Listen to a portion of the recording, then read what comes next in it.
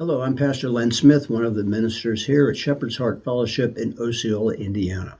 This is part 2 of a series that I began last week, and I've called this series The Grieving Process.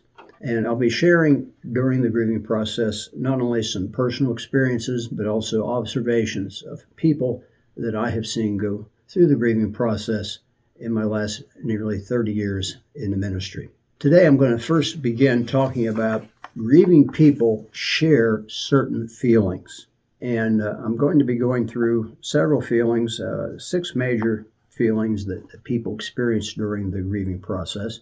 And sometimes when we're going through the grieving process, we ask ourselves, or rather we exclaim, this isn't really happening, okay?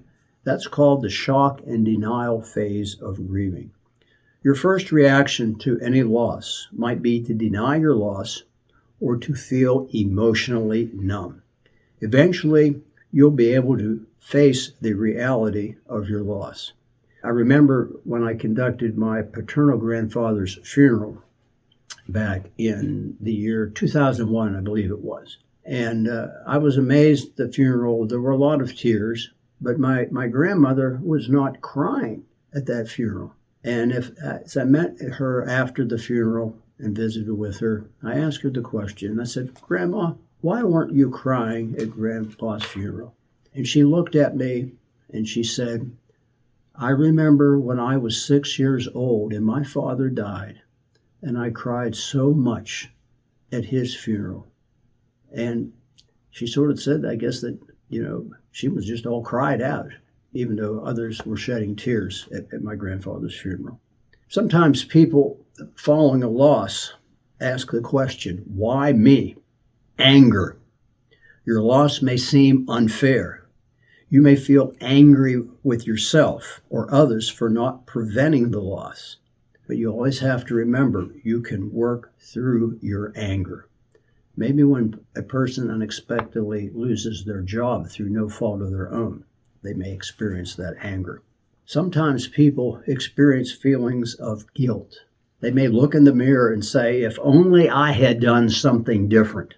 It's not unusual to blame yourself for something you did or didn't do prior to your loss. We have to remember that we're only human. And there are events that we cannot control and we cannot undo. Some people enter into a period of depression in the grieving process. They might say, why bother? Things will never be the same. The person may feel drained.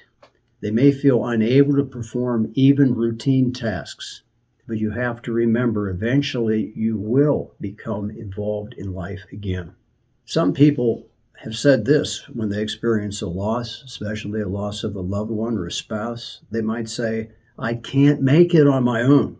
They experience loneliness. Increased responsibilities and changes in your life can make you feel lonely or afraid.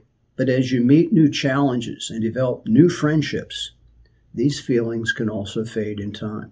Sometimes people have the attitude, yes, we've had a lot of fun, but there are more good times ahead. Hope is an important emotion. You'll reach a stage where you can focus a future that is filled with hope. You have to remember as you're going through the grieving process, no matter how difficult life may get, you can pull through. Thank you for listening to the second in our series about the grieving process. And again, I invite you, if you do not have a church home, to attend Shepherd's Heart Fellowship's worship at 10 a.m., Sunday evening Bible study at 5 o'clock p.m., or prayer meeting at 6 o'clock p.m. on Sunday evenings. Thanks again for listening, and please tune in to part 3.